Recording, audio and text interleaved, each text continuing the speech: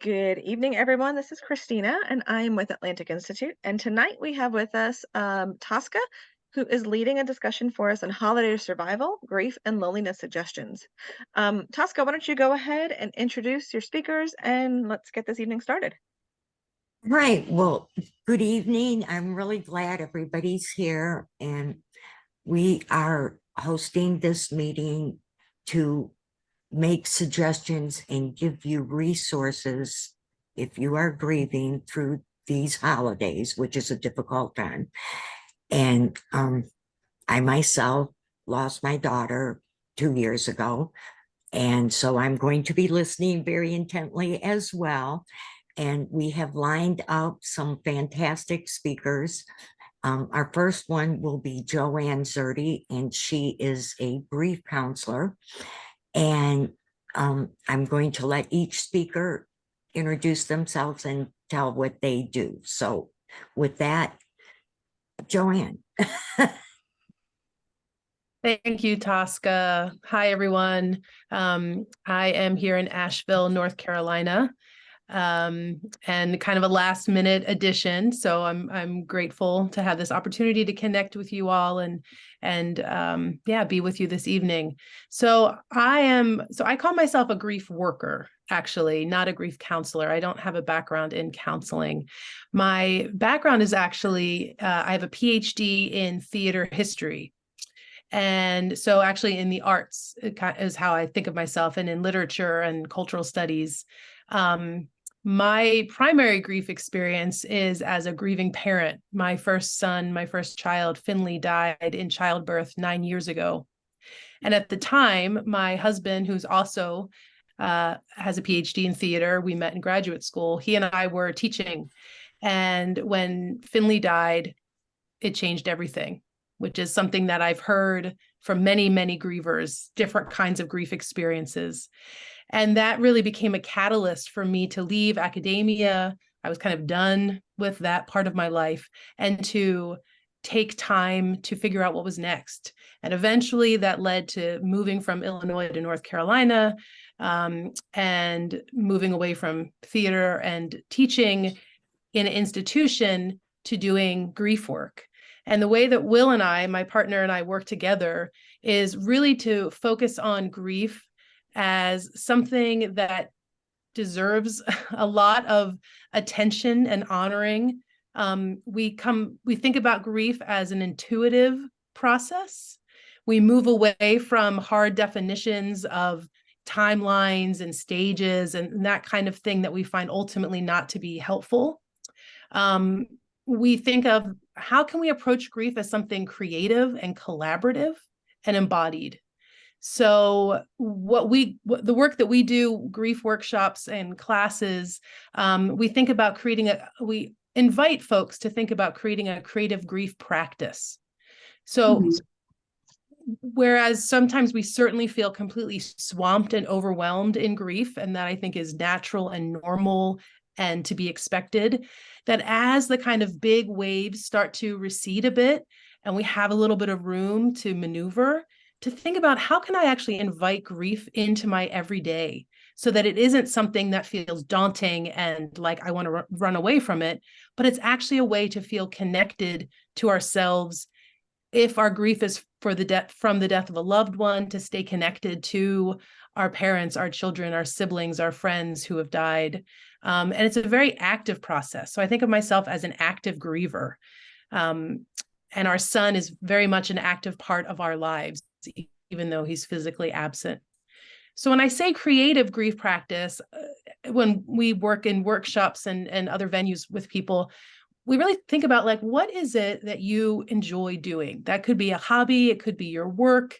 It could be an everyday task, cooking, cleaning, going for a walk. I mean, just things that you do every day. How might you invite grief into that process? So for instance, making bread, when I'm like kneading dough, I think, oh, is grief here? How might I think about grief as like part of this process? And I think, wow, my hands are kind of cramping. Oh, this is like when grief is starting to kind of, I feel it like in the sinews of my body. And oh, but the way that I'm manipulating and shaping, oh, that's kind of how I'm like processing, so it's like kind of being really curious, I guess, about how grief shows up. And sometimes I think it can be really helpful to think about externalizing grief as like, well, if grief came over for coffee or tea, what would grief, what could that conversation look like? Or how might I learn something from grief? So really to think of it as like an engaged process. So in thinking about the holidays coming, I think one thing that's really been important in my grief journey and our grief journey, and in many of the people that we've worked with, is being flexible and adapting. So if we have like, I have to go through this process of each holiday has to feel like this, or there's external expectations on us to do things in a certain way, how can we invite in, what's another way that I could do this? How could I invite in my grief, invite in, again, if it's for a loved one who's died, invite them into that process, right? And so for thinking of winter holidays, I think days are short, candlelight, or having little rituals that you could use to mark throughout your day, throughout the season, that's saying, this space is for my grief, or this space is for those that I want to be thinking about or that I'm missing. And to try to think of it as like a creative process, I don't know if that makes sense or speaks to you in any way. There's lots of great books on grief as thinking of it in this kind of embodied way and a processing way. Yeah. And then, the work that we do one-on-one, what we call creative grief mentorships, trying to help someone cultivate, like, what would my grief practice look like? I facilitate a grief pen pal network that I started 3 years ago, right before COVID, where I match up grievers and they write to each other once a month for like 6+ months. I've had some people write for 2 years now. And I also have an online self-paced, what I call grief mapping class. So it basically prompts for those people who really think visually, like, let me just like draw out, what is my grief world? What are like the continents of my grief? What's the sea? What does the water look like? What streets do I need to maneuver through in my grief day to day? And then I also do online workshops, and I'm actually working right now with a woman from the Portland Grief House, which is located in Portland, Oregon, but she actually lives in Atlanta. She and I are creating online workshops for February and March, really thinking about exploring and connecting with nature through grief. So we're tentatively calling it Grief Field Notes. And it's about like having prompts to do explorations each week, internal and external, and to kind of process in a small group environment. So hopefully that gives a little bit of like ideas of different kinds of ways to connect to the notion of working with grief, being creative with grief, processing. And this is for everyone. I mean, I don't think you have to be like, I'm an artist or I'm a creative person to do this. I think you can tap into whatever like feels supportive, nourishing, inspiring, that you enjoy, and yeah, just kind of look at it from a different angle, I guess. And the last thing I want to say, just in this little brief intro, is I think it's really important to open the definition of grief. I know I've said the death of a loved one a few times, but I think we all have individual and collective grief that we're feeling for all kinds of reasons, ecological, social, certainly wars, things that are devastation that's happening at home and abroad. And so I think whenever we can allow ourselves permission to grieve for things beyond someone's death or departure, then that's really important, because that collectively, I think we can move the conversation forward about grief so that people can feel included and that they have a right to feel what they feel in terms of loss and sorrow and heartache and all of that. So I don't know. Joanne, Yeah. that is just so inspiring and so creative. I wish you would give everyone the information on how to get in touch with you and to tap into this. This is helpful. Yeah, Joanne, if you could put in the chat, Laura said, is there a way some of us could get involved in the pen pal thing? Mm-hmm. If you want to put some information in the chat on that, that'd be Mhm. great. The Barb, other just thing is at the beginning of the chat, how I found Joanne to begin with was my son Justin showed me an article on inviting abundance and the grieving penguins. And it is the saddest, sweetest, touching article. So I put it into the chat, and it was from that that I found Joanne, and she's gracious enough to come on here and, talk to us. And so I would refer you to that article. You will cry and smile, and you will know that it was just great. Oh, So, thank you. Yeah, and I have to say, so actually, my husband Will wrote. There's actually two grieving penguin articles on blogs on our website. He has always had an affinity for penguins, and then it's really been helpful in thinking about, again, like I said, the broad scope of grief, but also that it's something that goes beyond human experience and other, as mammals on this planet, like connecting to other beings and thinking about compassion and healing and togetherness in really lovely creative ways. So I just don't want to take credit for his his penguin thoughts. well, the penguin thoughts brought me to you. So it worked. But I encourage you all to read it. It's very uh, touching. and based on something that you were saying, Barb Wood in the comments said that when her husband passed away last November, she started planning a mandala garden in his honor. So she spent all spring and summer with the help from friends and family creating that garden, and it has helped. It's been an amazing experience and has helped her process her grief so much. Gardening. I love that. Yeah. I mean, I think connecting to things bigger and broader than us individually, I found really helpful. So in my darkest moments as a grieving parent, I think of, wow, there are millions of people on this planet who are also grieving for their children. And I feel like an uplift from that. I think that's one way. When we think about other grievers that we either know or that we know are out there, that can be empowering. And it's certainly connecting to the earth, this place, this magical, amazing place where we live, whether it's trees, whether it's gardening, whether it's, lying down in the grass. I mean, just something that grounds us, I think can be really centering and healing, and certainly the cyclical nature of nature, right? It can be like, right, there's a process, there's compost, there's rebirth, regrowth. May I add something about the Mandela Garden that we did? The best evening we had after my husband's passing away was when our family got together and all painted stepping stones for that garden. And it was the most incredible evening. We all thought about their dad and my husband and talked about him while we were painting. And those stepping stones look really great in the garden right now.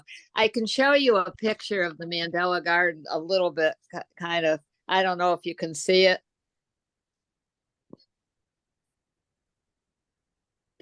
Can you see it at all? Yeah, a little bit. Yeah. Here, I added you to the spotlight for a second. Oh, wait, do that again. It's just so everybody can. Oh, Wow. that Oh, I is lovely. see. And the stones. Yeah, Yeah. that is lovely. Oh, that is very nice. Thank you. It really helped a lot. My daughter's name is Ashley, and down the road from us, they are creating a park, and I want to donate an ash tree there, Hmm. where she had her accident. So, but Yeah, um, it would be nice. it is. I, Joanne, I appreciate what you said about grief, because I do know some friends that have lost their parents, some friends that have lost their children. And Tosca and I were talking about this earlier, is like not to like I haven't lost any of that yet, so I can't relate to that. But for me, there was grief when I divorced. There was grief of, I was like, there's a lot of grief in this. There was a grieving like what I never was able to have, Mhm. for so many years. Like the things that I sacrificed and I gave up and the things that I did. And I was like, wow, there was a lot of healing that needed to be done from that. Like, I know it would pop up like months later, like it would be like, yeah, you know what? I never got to do that, or I never got to experience any of that. And I was like, this is truly like a loss. Mhm.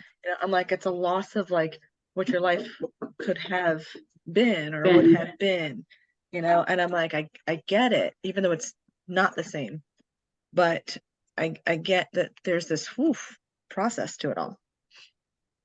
Yeah, I think that's so important. I think, people chronic illness, right? Like Infertility. yes, I was going to say I teach pregnancy and infant loss trainings to Mhm. birth and death workers and like, yeah, infertility, pregnancy loss, parenthood not being what you thought, I have a son with a congenital heart condition. There's grief, in his going through his medical interventions. I mean, so yes, absolutely. Being forced to relocate, the COVID, the financial precarity around job loss and inflation. And I mean, there's real grief in so Right. many Yeah. circumstances. And wars, And more. and all the mothers that lose their children through these horrendous wars. And Mhm. we should take war very seriously. Yeah. There's a Yep, lot of so grief in the world. yep. So thank you for sharing that there is it in other ways too. Um, all right, and then you have the link in here. Okay, so Tosca, who's next? Well, Joanne, just thank you so very much. And I'll be in touch. And I know you've got things to do and places to go and children to see to. So I appreciate so much. Excellent. Well, thank you again. Yeah, such an honor to be here with you all. And feel free, I mean, look around our website, feel free to reach out. We're always Will and I are both very compassionate, empathetic people. So even if someone just needs a sounding board, like we're happy to be in touch and to support people in any way we can. So thank you so much. Take good care. Be gentle with yourselves. This is the last thing I'd like to advocate. Thank you. Thank you. Thank you. Bye. So the next speaker that we will have is Anna Trott, and she is a health and wellness counselor. And she was also my daughter's best friend. And we have supported each other through this process. And this is her health and wellness. She does podcasts and she will help us kind of, because taking care of yourself physically during this time is so important. And I look at grief as love with no place to go. So you have to find those places and do those things and minimize the suffering. And you have to be healthy enough to do that. So we'll let Anna tell us some tips on how to do that. And take it away, Anna. Okay. Awesome. Thank you so much for having me. So yes, I'm a board certified health and wellness coach. And what that means is I help clients set health and wellness goals, give them the health education they need to get there. But more importantly, I serve as like someone to help them organize their priorities, because we all have goals and we're like, oh, I should be doing this. We're get down on ourselves for not doing enough, or wasting a day, or overeating, or not exercising the way we want to. And then it's just a cycle of beating yourself up and keeping yourself down and oh, let's try this new fad diet. And those never work. So you might lose the weight, but then it just comes right back. I have clients, they've tried everything except for like the true behavior change approach. And so we use something called the Wheel of Wellness. And so we look at it's a whole person approach. And so what are the many different facets that make up a whole picture healthy you? Relationships, physical fitness, sleep, hobbies, your mental health, nutrition, your professional status. Are you happy there? Your spiritual well-being.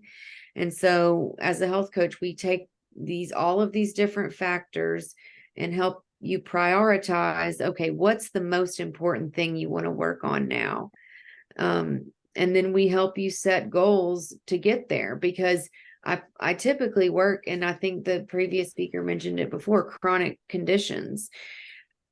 Diabetes is prevalent, high blood pressure, cholesterol, kidney disease, but also like mental well-being. That's the silent killer at times. And so what's going to be important, I guess the point of this, like coming here today, is one, have some compassion for yourself, but two, learn how to set goals, small goals, no matter how big. You get to define what success looks like for you, because we know that loneliness and heartache and grief and stress kill people. They will slowly but surely take you, and it's really hard to get out of that. And so setting goals that they can be small or large, but setting small goals around what facet of your health and wellness needs help first. And then focus on that one thing, and that's it. And give yourself the grace and compassion to say, okay, I want to work on my health and my nutrition. Okay. And then so then you set SMART goals. We call them SMART goals from there. What are 3 things that might align you to reach your goal? And what are 3 barriers that you might face? Because you want to address those too. Things are going to get in the way. Like, I think something like this that y'all are doing here is wonderful it would be what we would call a tiny step to like getting your whole person back. I think the topic is like scrapbooking today. So these little things that make up a whole person can really help you battle the loneliness and grief that might come with the holidays too. But yeah, I mean, health coaching is disease prevention, tiny steps, whole person approach, healthy lifestyle habits. Clients come to me all the time saying like, I know what to do, I just don't know how to do it. And so I just encourage you to give yourself some grace and some compassion. Set a small goal. It doesn't matter how small it is. It doesn't matter how small it is. And then list like 3 things that you might do to help accomplish that. And this is a long-term approach. It doesn't happen overnight. We call it trial and correction. There's no error in trying to make behavior change. There's no error in when you're trying to create change for the better. There's no embarrassments in that challenge. Every step in the right direction is 1 step closer. That's 100% victory for that day, no matter how small. And so that's kind of what health coaching is helping people set goals around what's truly bothering them. Like, for example, stress. I mean, stress is related to many cardiometabolic conditions. So, and that's something people don't really talk about. So like, what are some things that you could do to manage your stress? And at the end of the day, our approach is simple. People they'll finish the program and they'll be like, well, these are things like my mom and dad told me my whole life, but I never did. But I didn't realize like they actually work, like deep breathing, eat your fruits and vegetables. Dessert should be a treat, not an everyday thing. And then the benefits of moving your body. I think that's probably the biggest takeaway that combats pretty much every illness, you could imagine even people with arthritis who, can't move, say they can't, okay, you can't walk, you can't run a marathon, but you can do some chair stretches, or, you can, do something while you're sitting down. There's always some small step you can take. It doesn't matter how small it is. There's always some small step you can take to improve your overall mental and physical well-being. So I would just encourage you to maybe list them out. We call this the swarm of behaviors, a swarm of bees, and brainstorm a million different things you can think of that would help you when you're having a hard day. And when you're having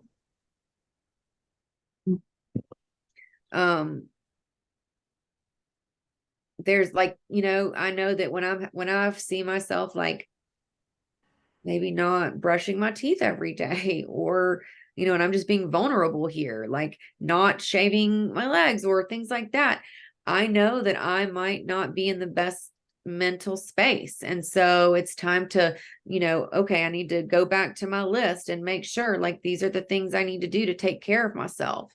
Because we all struggle. And so it doesn't matter how small the step is or how big it is, because you're not going to be highly motivated every single day of every single week. You're going to have tough days. And so what can you do on the low days? What can you do on days where you really don't feel like getting out of bed, or you're really, really sad? Is it all you can do is drink water and brush your hair? Okay, well, those are your small steps for the day. But yeah, what you eat matters, and how much you move can really, really play a huge impact on your total well-being. So it's kind of my spiel. So Anna, how can people find health and wellness coaches? So I work for a private company, but I have several friends who are board certified health and wellness coaches that run their own private practice. So you can just share my email and they can email me, and I can link them up with a health and wellness coach, or start, researching. NBHWC, that's National Board Certified Health and Wellness Coach. There's a directory of coaches. But yeah, I mean, if you're like overwhelmed by what to do, and like you want to get healthy and you want to create new habits, and like you just want lifestyle change that's sustainable, that's not like the fad diet of I'm going to try this and the boom and bust cycle, health and wellness coaching is a good whole person long-term approach where we meet you where you are, you take one step at a time, and progress is progress. But it's a discovery about yourself along the way. So we'll ask you questions, and then, to really discover what you truly want, what you truly desire for your life. So will you put all that information in the chat? Yes. For us? And I really appreciate your coming on. We got to keep moving. The better Eat well and keep moving. Yes. Eat well and keep moving. Keep it moving the biggest way. And I think there were things that Tosca and I were discussing, that sometimes when you're in your grief, there's things that you've put down in life that you realize like a few years later that you used to do that and you haven't in a while. It's because some of those things you just kind of like it just became not important. Tosca was talking today about how she used to do all the technology stuff, and how it's just been hard, because sometimes I think our brains just I'm gonna say like jumbled up with grief. Like it's just it's there, it's constant, and so there's some tasks that just seem like I don't even know. You don't even know where to start. Right. It's like I used to memorize bank account numbers, and I used to memorize everyone's phone numbers, and I used to memorize this, have everybody's social security numbers. Forget it. I don't care anymore. It's good. I'll find it when I need it. It's like I'm not even wasting my time doing that. There's certain things that you just kind of like, forget it. Nope, not doing it. And you put it down and you just don't And I think even going back up to who made the garden, the mandala garden, it's like you might not have ever done that in your life. And all of a sudden now a part of your brain is like excited to, oh, I want to do that. And I want to accomplish it. I want to get it done. Yeah, so Tabitha said, very doable tips. I appreciate the insight and acknowledgement of it not happening overnight, giving yourself space and grace. Yeah. And that's the biggest thing of like, I have to talk my clients down from is that this will not happen overnight. Just settle in, give yourself that space to grace. Like we're just talking about what your vision for how you want your life to be. So let's let it unfold and take positive steps that don't overwhelm you, because then you're just going to want to quit. So easy does it. Keep it simple. Yeah. One of my favorite books is called Atomic Habits by James Clear. And I love that book. And because he's talking about teeny tiny little things that you can do. Okay. That I help you. have to put this in the chat.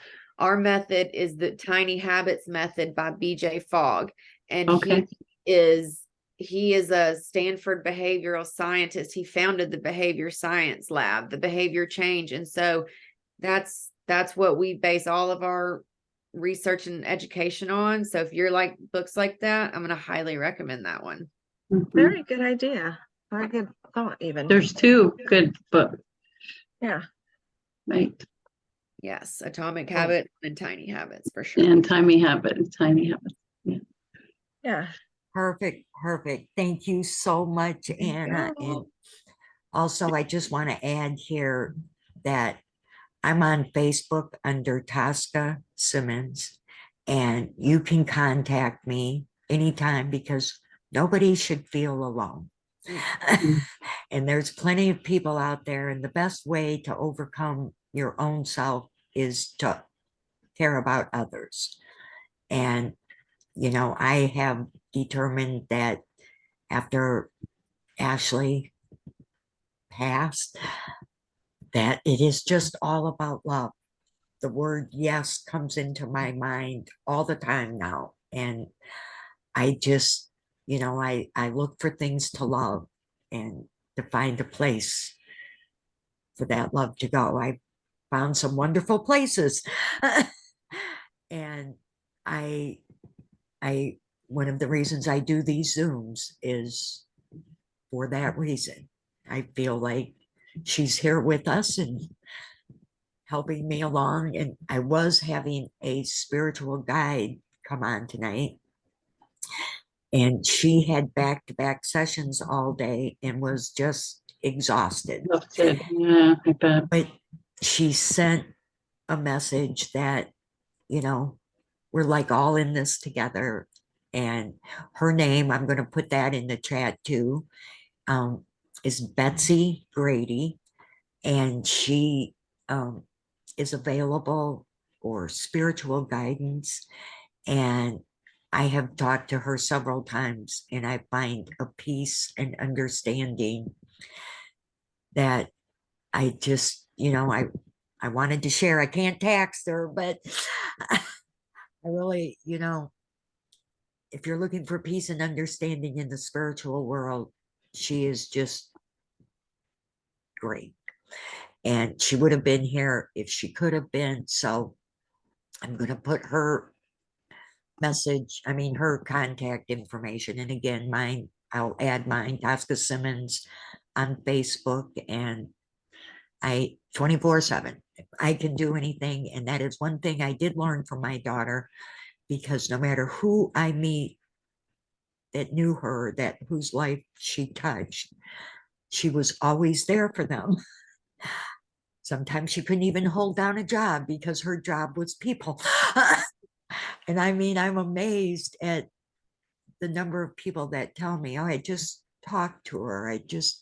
She was there when I needed her. And it occurred to me that was her total job in life, and she's still doing it. And I want to be like that too. I took a writing through grief class, and what they suggested we do is to write a letter to our loved ones and tell them what they taught us. And that's what she taught me. And so with that, You can't forget to take care of yourself though, too. no, You you cannot can't. take care of So Yeah. with that, we are going to let Eileen speak. And the reason why I found her is I had taken a class on scrapbooking, and I was so impressed and thought this was such a wonderful idea. And I think it's an activity, and Eileen is so gracious. You're all just so gracious, and I'm going to let her help us to memorialize our Loved people. ones. Yeah. Or sometimes animals. I mean, And sometimes I have a animals. book. I have a book of my dog. My name's Eileen Vieira, and I am a professional scrapbooker. I've also been a scrapbooker as a hobby for 40 years and a professional scrapbooker for 20 years.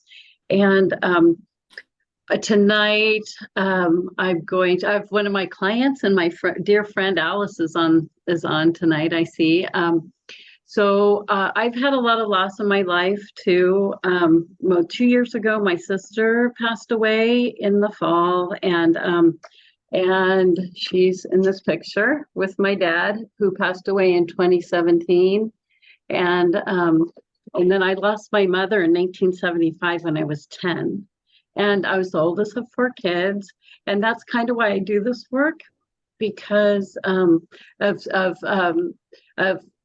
saving memories and scrapbooking and actually scrapbooking for other people too, professionally. So again, because of loss and because of preserving the memories that I have, that I want to keep.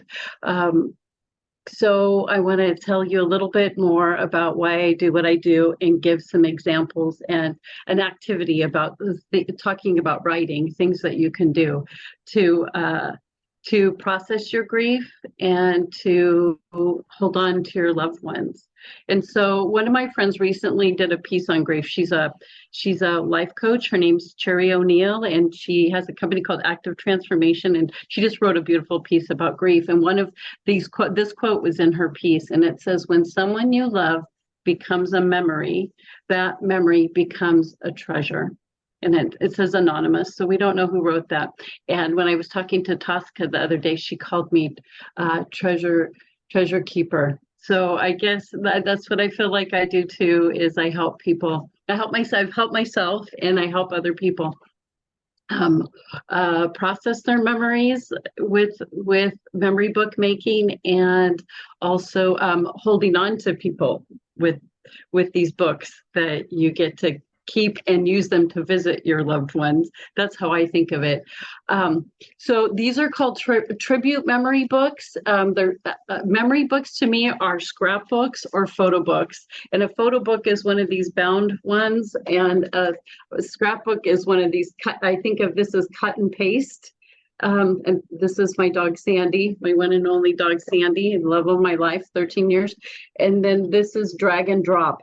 You know, photo books are drag and drop, and scrapbooks cut and paste, and some people process things differently. And what I wanted to tell you about is that I found this process of creating memory books personally to be a wonderful way to process my grief, because I laugh and I cry, and I laugh and I cry as I'm picking out pictures or going through this process. I'm going to take you through these 10 questions to write about when you're thinking about maybe putting a book together for someone, and you don't even have to put the actual book together. You could just process it with some of these questions.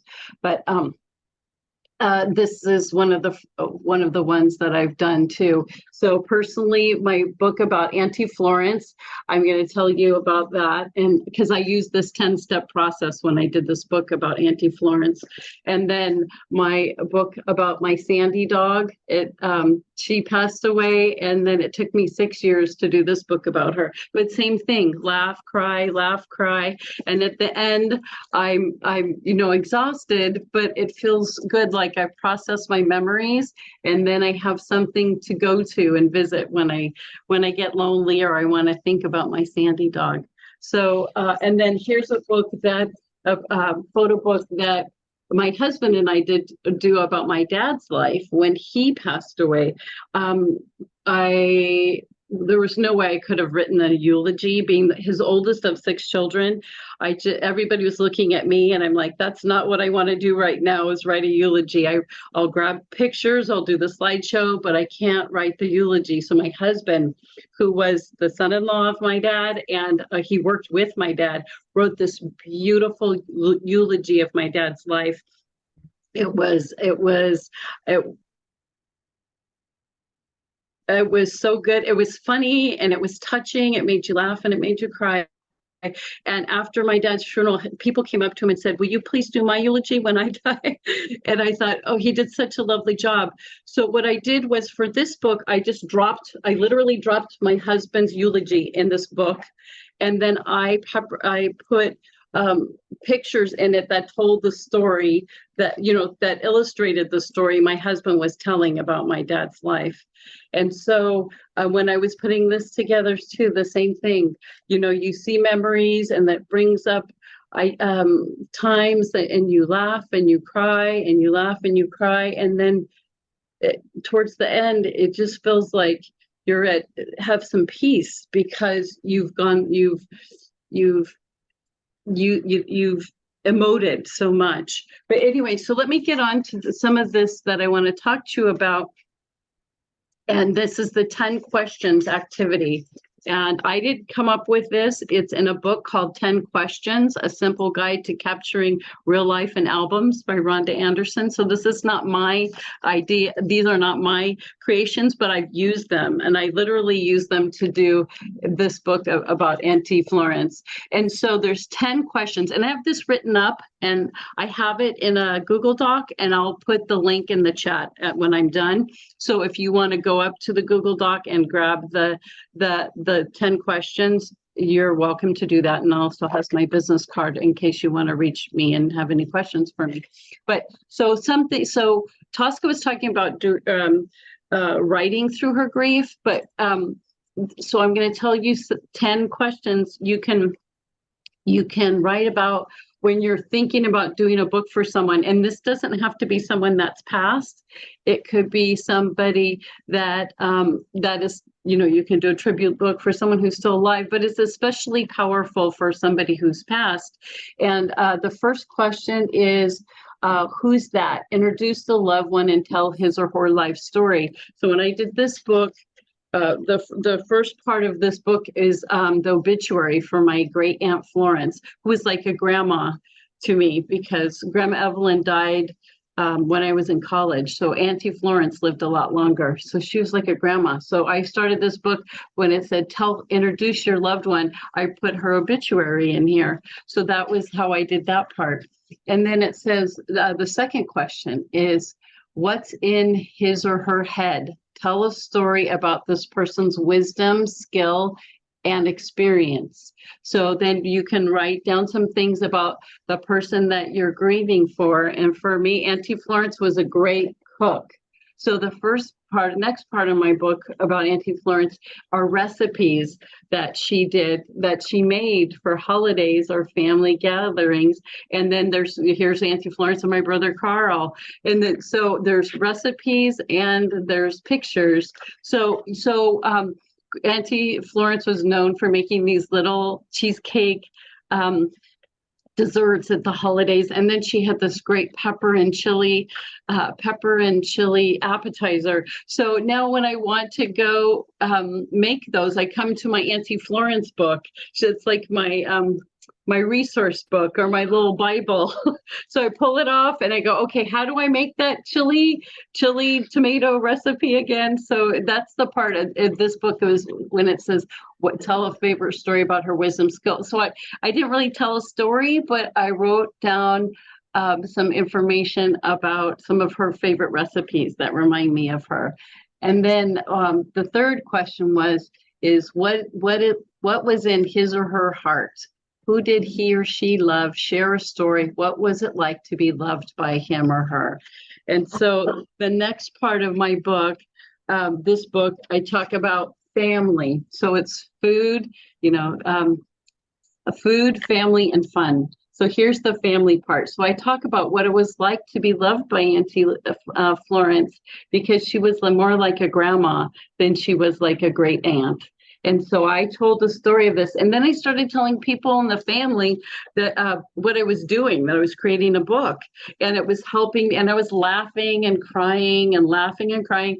And they said, well, I have a story about Auntie Florence. Can I put it in your book? And then, by the way, can I have a copy of the book too when you're done? And I said, sure. So I have pictures. And then in this next section, I have other people wanted to write in the family, wrote stories about how Auntie Florence touched her heart, and they gave me pictures.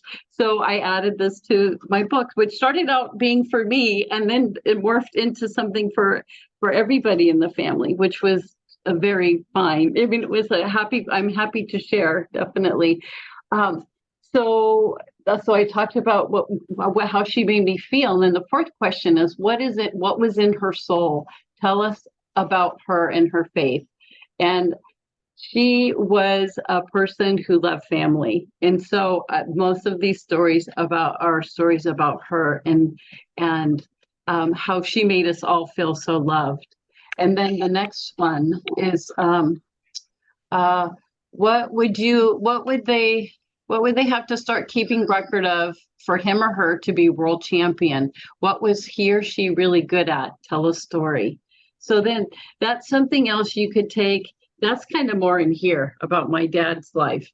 Some things that he was a builder. So that was what he did get an award for building, actually. So when you think about that's something else you can think about your loved one, like what could they have gotten an award for? Auntie Florence, I don't think I have anything about that for her. But then it says, when did he or she make you smile? Tell a story when you laughed really hard, or a story when you felt safe and loved. And so there's a story about Auntie Florence going to Italy with my mom and my sisters and her sister and some more nieces and nephews. And they needed to wear a skirt to go into church. And Auntie Florence had a skirt with a slip underneath. And so she went into the bathroom, gave her sister the skirt, and she went into church with a slip on because she wanted to share, she wanted everybody to be able to go into the church in Italy. So she was just this crazy Italian lady that was so full of life. And, she was a force to be reckoned with, but she, just was just so full of love and kindness. Okay, so then another one says, when did he or she make you cry, and what happened? And so in this, so I think that's where I get this, you laugh and you cry and you laugh and you cry, because two of the questions that you work on when you fill out do the 10 questions is when did he or she make you cry and what happened? So I just talked about when they made you smile, when she made me smile, and now I'm talking about when she made me cry. So I can't think of that off the top of my head. But anyway, so there's another example of something that you're thinking. So that's helping you process your emotions, the happy times and some of the sad times. And then number 8 is, what did you learn from him or her? A game, a skill, a point of view, share a story. So that's, so these are all like little writing prompts. And so for Auntie Florence, in the back of the book, she used to come to Christmas and we'd get 2 decks of cards out, and she'd teach us this game called Spite and Malice. And every Christmas we would forget how to play it because we only played it once a year. And here she was in her 80s. She'd come to the family Christmas and she'd have to explain to us all over again how you play Spite and Malice. And so every year she did this. And so guess what I put in the back of the book? All of the rules of spite and malice.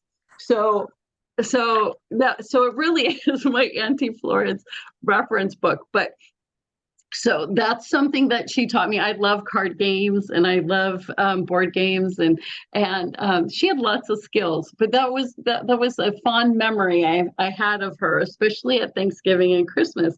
But we just played it once a year at the time, so we never knew. So we couldn't remember. So that's all in my Auntie Florence book.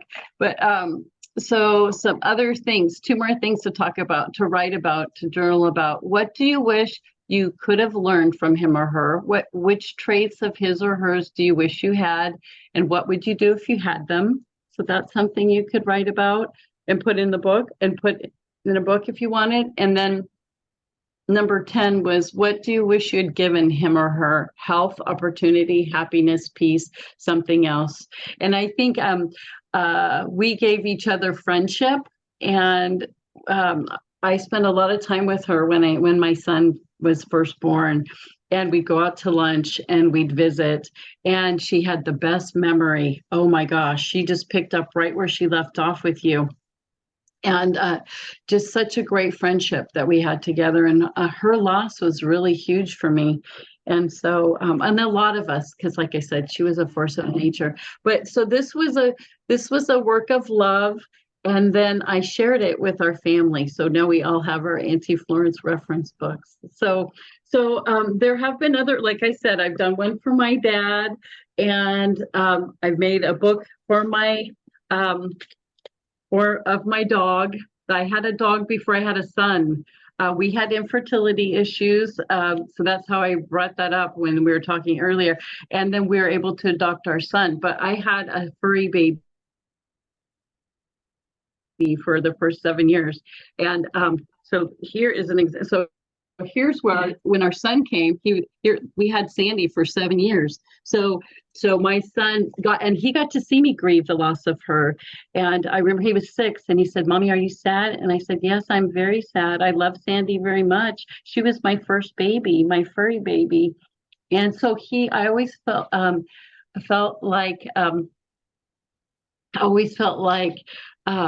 it helped him see, I didn't feel like I needed to hide my grief from my son, because it's so natural to grieve when you're losing somebody and crying.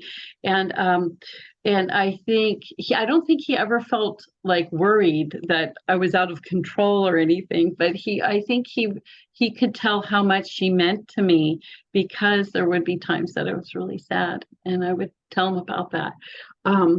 So what else did I want to tell you about? Okay, next step is, all right, so then I wrote down, so I have these lists of questions that you can work on to process, to give you some grist for your mill. And then you could pick pictures or images that you want to work on with your story of this person that you're writing your tribute story about. And if there's none that work, don't worry. Pick your favorite pictures or images. And then if you don't want to use pictures, that's fine too. It's your tribute. Tell it your way. So there's grace there too. There's no right or wrong way to grieve. And you got to grieve.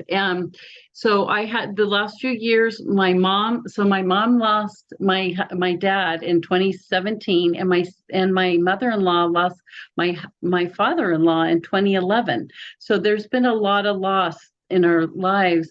And they both said to me, it felt like a fog, like they were in a fog for 2 years. And then finally the fog kind of lifted. And one of the things my mother-in-law said that I just thought was so wonderful was that she said that she would ride the grief like a wave. Like when it hit her, she didn't try to push it away. She just rode it. She went through it and rode through it, and then it passed. And she would go on. So I think that's a really good advice that she gave to about grieving, because it helps. Now, my sister passed 2 years ago, and I still haven't done her book yet. So I'm not quite ready. I have to get the pictures together and start working on my 10 questions before I do her book. But so I think we just be kind to ourselves, and we do it in the time where we feel comfortable. I just want to let you know that if you need help with a project like this, I have a business where I make memory books for people who don't have time or interest to put it together themselves. That's memorybooksbyeileen.com, and you can see it in my name. I also help people who want to do it themselves with products, traditional products like this, or digital products like this, and events. I have a lot of events on my website where I can offer help to people. So you can go to my website at memorybooksbyeileen.com to learn more or book a free consult. So that's one way that I help people. Okay, Alice, you said you missed questions number 1 and number 7. So number 1 was, who's that? Introduce your loved one and tell us his or her story. And then, so in my dad's book, it's the whole book because it's his whole eulogy. But in Auntie Florence's book, this was her eulogy. What's it called? Obituary that they wrote about her, and I just put that in the front of the book. So the beginning, it's like, who's that? Who's the person you're doing this tribute about? And then number 7 was, when did he or she make you cry, and what happened? So I didn't have one. Auntie Florence made me laugh. She didn't make me cry until she passed away. Then she made me cry a lot because I missed her, and she was really special to me. And then let's see, was there anything else I do these for other people. Like one of my first projects when I started Memory Books by Eileen was a lady hired me. She lost her daughter to cancer. This was her daughter, Michelle, and Michelle had 2 boys, and Michelle was a great cook. And so one of my clients' one of Michelle's sons was getting married. And she wanted her grandson to have all of his mother's recipes because she was such a wonderful cook. So this is a really simple book, but really it's a book of recipes. So what a treat for her son to have all of his mother's recipes in one place. And so when he wanted, because food is such a nurturing thing for us when we lose people that we love, especially people who used to cook for us and show us their love through cooking. And so actually this book has 2 volumes, and most of it's recipes, and then there's a few pictures in the back. So this is a recipe book, but it's also a tribute book to Michelle, and she can live on with her sons through her food. And then I think that is such a lovely, lovely idea. The food, isn't that a and lovely the memories. idea? So, and like I said, in here, there's like a mini recipe book in here too. So, because that was largely what Auntie Florence did too. That was quite creative. Yeah, and then here on the back is this. This is my client. This is advice from Grandma. Don't eat it all at once. We don't have a recipe for a tummy ache. So, this was very, it's a custom book made especially for her grandsons. And then, so it is a lovely book. And then, and then here's one. This is my aunt's mother-in-law, and she lived to be in her early 90s, and her, the family did the slideshow at her passing, and then they wrote all these notes to her. And so they sat down, and my aunt showed me this video, and I said, Auntie, that's lovely, but I think you need to put it in a book too, so that you don't always have to sit down and plug it in to look at all of these wonderful pictures of Ruth, and you don't have to sit down and watch a video to see all these lovely notes about Ruth's life. So she's like, that's a great idea. So she and I worked together. We put all of these pictures of Ruth in her mother-in-law. This was her mother, into this book. And now this sits at the coffee table. So when granddaughters and come over and grandsons, they can pick it up. And they remember Ruth because she lived to be in her 90s. So there's a lot of different ways. And then I did this book for a man who wanted to remember his grandfather. Now, this one is more like a book that you would get at the library because there was a lot of text and a lot of writing, but and there's a lot of photos too. But they had the story of his grandfather that he wanted to be able to share with his kids and his grandkids and his parents too. So I've done, this is another example of a kind of a book that I've done. So I do them for myself, and I've helped other people do them too. And then I just want to say one last thing.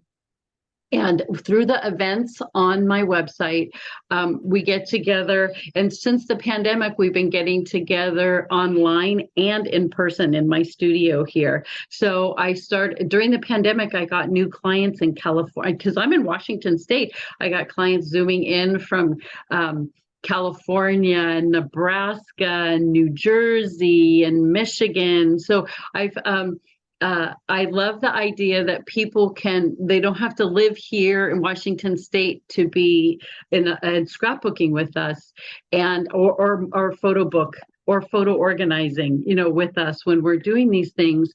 And what I had people tell me during the pandemic, it was that they didn't feel alone because we have the group of people that meet. I do events Tuesdays via Zoom and in person, Fridays, one Saturday a month, and I do 2 retreats a year. So some of us get together really often and are creative together. So I really loved how Joanne talked to us about being creative with your grief, because that's what we learned today. You can garden with your grief. You can write with your grief. You can have pen pals with your grief. And you can scrapbook. And you can scrapbook your grief. Exactly. I will say, I think all 3 of you made it feel not so heavy, I think. Like the way I have friends that grieve, and they post a lot of times, and they're just still so for 2 or 3 years now, they're still so pulled down and burdened by it. And I understand that it can be pulled down and burdensome, but the 3 of you, even tonight, just made it seem like you can make It's manageable. You can help it not be so heavy. Right. Like, and by sharing it. Outlet, right. Getting that creative outlet for it, that, it can help it to not be so like, all consuming, maybe, I would think. And I think maybe something that has to do with I have a master's in counseling psychology, but I'm not technically a counselor either, because I didn't get licensed and do all that, but I did all the coursework. And I think, what did they say? That which we resist persists. Right. Yes. So if you are at this where you're trying to prevent being sad, I think that's kind of, it sticks with you, by not giving yourself permission or an expression of your grief, like Barb in her garden. And, when my sister died, we made all of us made little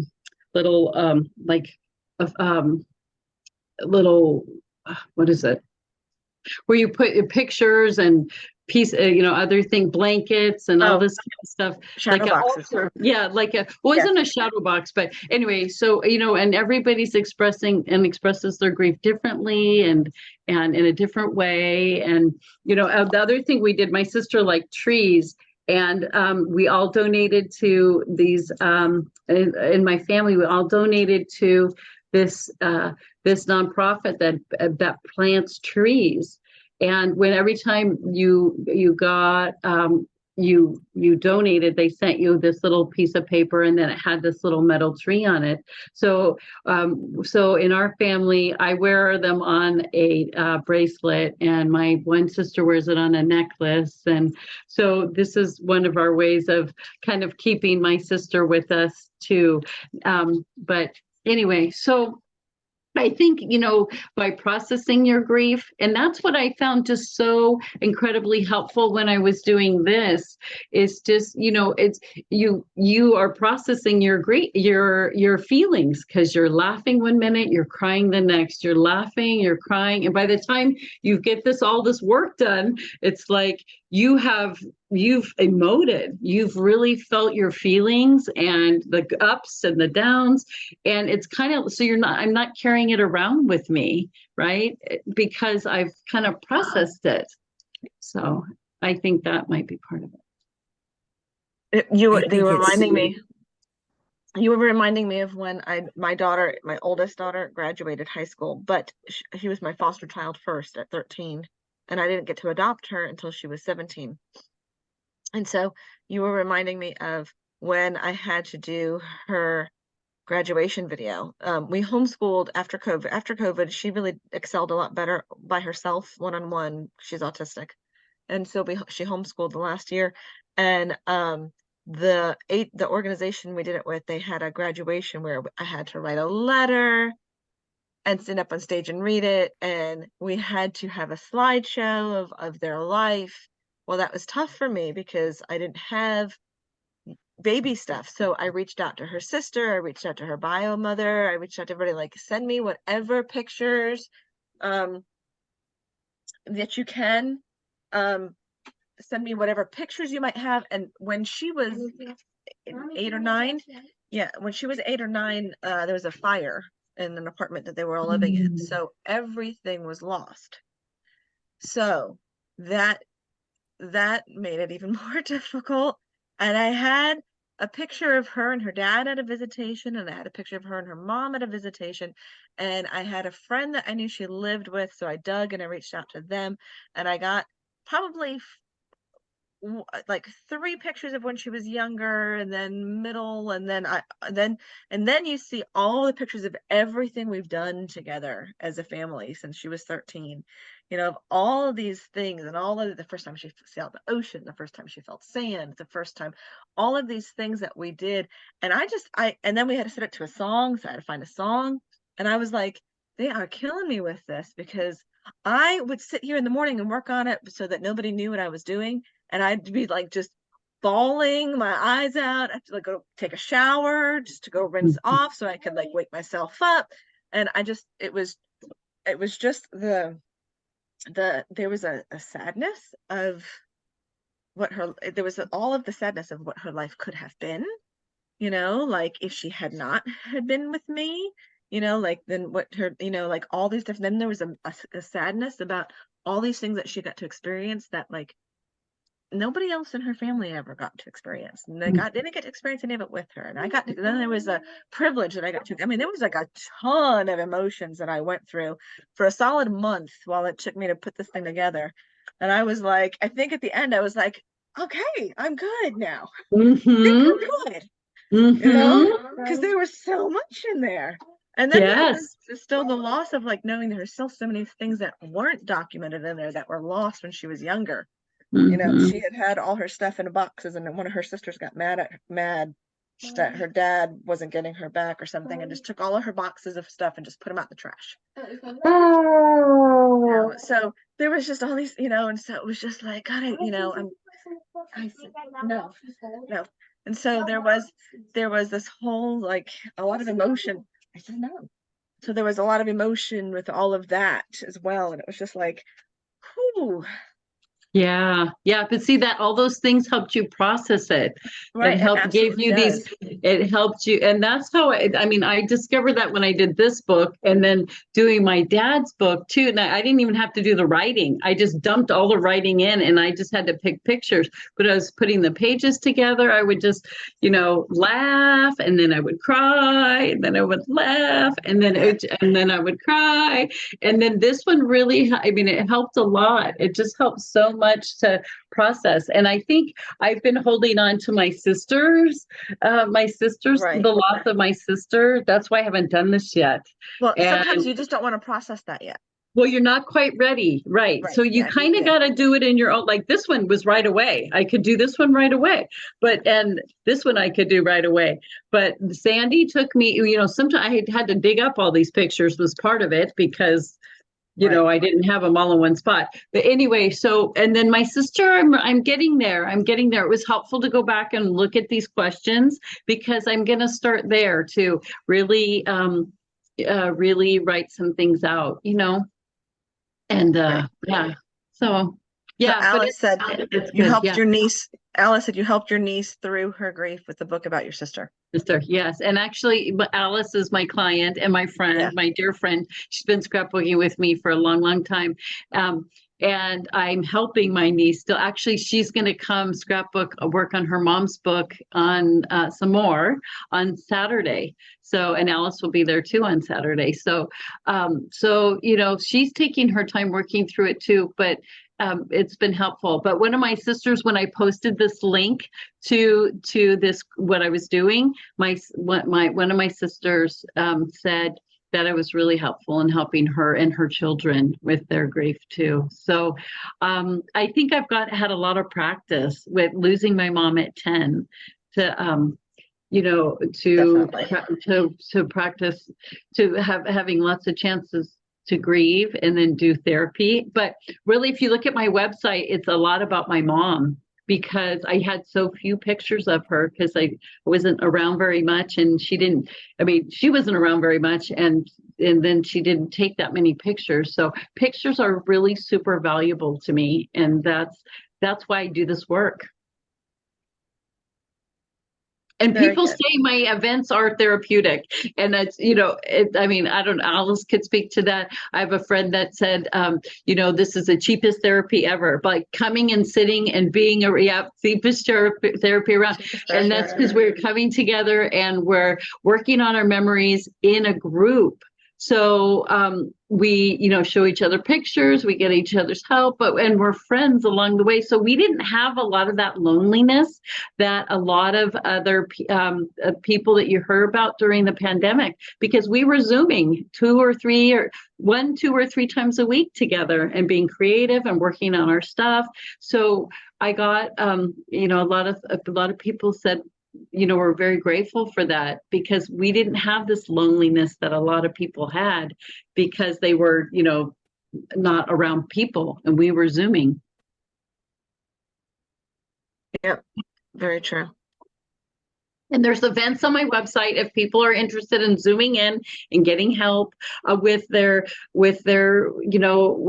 creative processes, that I talked about today. So thank you so much for having me. It was a delight to be here.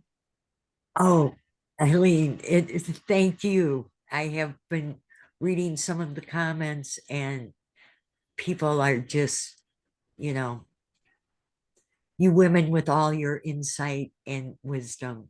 And thank you so much for sharing. And Tosca, thank you for inviting me. It was really a delight to be here and share this process with other people. Well, I am going to be on some of your events. Oh, that would be fun. And I took lots of notes from the other 2 ladies too, because I thought they had some really good suggestions. Oh, we're all in this together. Yes, we are. Yes, we are definitely. So thank you. Tosca. Yes. Let's see how Anna, earlier, Anna said, if there is a lot of interest in health coaching, I can offer free discounts for a few people. It would give them 3 months free of health coaching. So I think if there is maybe somebody in the group here that's on tonight that feels like maybe they've experienced loss, maybe something resonated with them, that they are interested in being one of the 3 people, can you put your email in there and they can reach out to you? And then you can connect them with Anna. Tosca? Oh, me put my email? Yeah, put your Yes. email in there because then maybe you can chat, because if we have to like pick 3, I mean, we can do a spinning wheel thing or something, but she just said she would work with at least like 3 people for free for a few months. So I don't know. I mean, in the beginning, I should have probably asked everybody what their if What they they're were off, if they if have they an are offer. currently grieving, if Uh-huh. they are Oh, like right. if they're helping somebody that's grieving, if they're currently grieving, how long they have been grieving, if anybody wanted to share, just to kind of give us an idea of the audience. And I did not get to do that.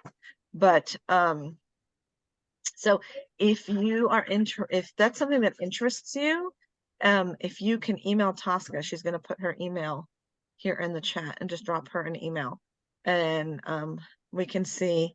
And then you see that Eileen has the link to the memory books link. Right. Well, to I have the 10 link questions. to, yeah, right. The 10 I put questions. this document in that that 10 Google yes. Drive. So Yeah. you can go up there and download it, and then you can have the 10 questions. And then I also put my my website in the chat too. So if people want to reach out to me and contact me, Okay.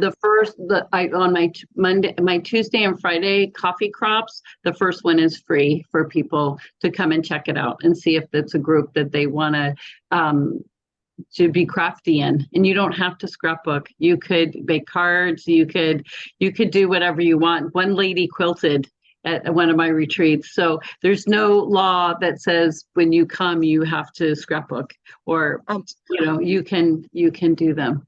All right. So Alice said she didn't see the questions in the doc. Okay. And I know Riley, Sure. you said, can this be sent in a post email? And I know Sure. we can do that too. So Okay. Tosca, if Yeah, you want to make a it note. should work okay, but I'll have to see what happened. Yeah, if you contact me through the Tosca, if you email want to that I make a note, just, like in our RSVP list, you can copy the RSVP list, and you can put the link for Eileen, for the 10 questions and stuff like that, just because sometimes Yeah. as soon as we exit here, that link will be on. Okay, and I'm copying it again because I'm on my computer, but I wonder why they're having trouble getting it to go. Okay, But Alice. there it is All right, again. we'll let Alice be the guinea pig. And I see if know it works. Alice, so I can Right. give her Right, the Alice, you be the guinea information. pig. Let us know if it works. Yeah, go ahead, try it again, Alice, if you want. All right, but sure, please. And then I've had my email up here all night, Eileen@memorybooksbyeileen.com. So if anybody wants to reach out to me via email, they can reach out to me that way. And then, or they can go to my my website and reach me that way. And Okay. okay, so I'm happy to talk to anybody that has more questions, but a Tuesday or a Friday crop to Zoom in is totally free for people to check out and see what they think. And all my other events they're all hybrid too. People could come from anywhere. And actually some classes I taught, there were people from other countries, Spain and Australia and things like that. So that's the beauty of Zoom. Yes, it is. It is very much Okay. the beauty of it. Okay. Yeah. All right. Somebody will have to check it out and see because I think it worked fine unless I enabled it and everything when I created that folder. I enabled it for anybody to share. Right. I guess if not, Tosca can get back in touch with you. Yeah, that's true. Here we go. Anyone with the link editor, copy link. Yeah. So I don't know why, and I'll send it one more time. Okay. All right. Thank you, Christina. I hope it's helpful. Thank you. Thank you. thank you so much, Eileen.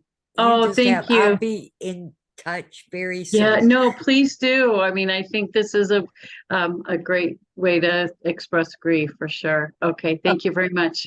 Thank Bye-bye. you. Bye. Thank you. I was just going to end with this. Did anybody have any questions? I was Oh, going to yeah. ask. Good idea.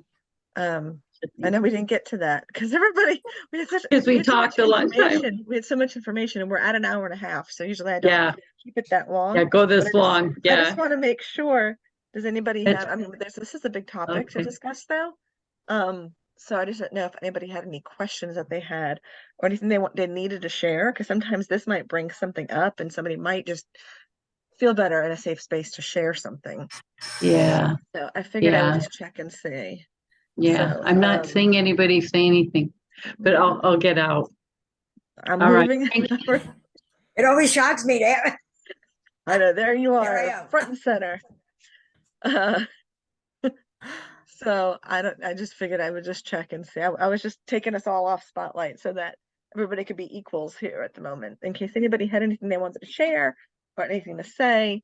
So if not, going Well, I to, think this was wonderful. yes. I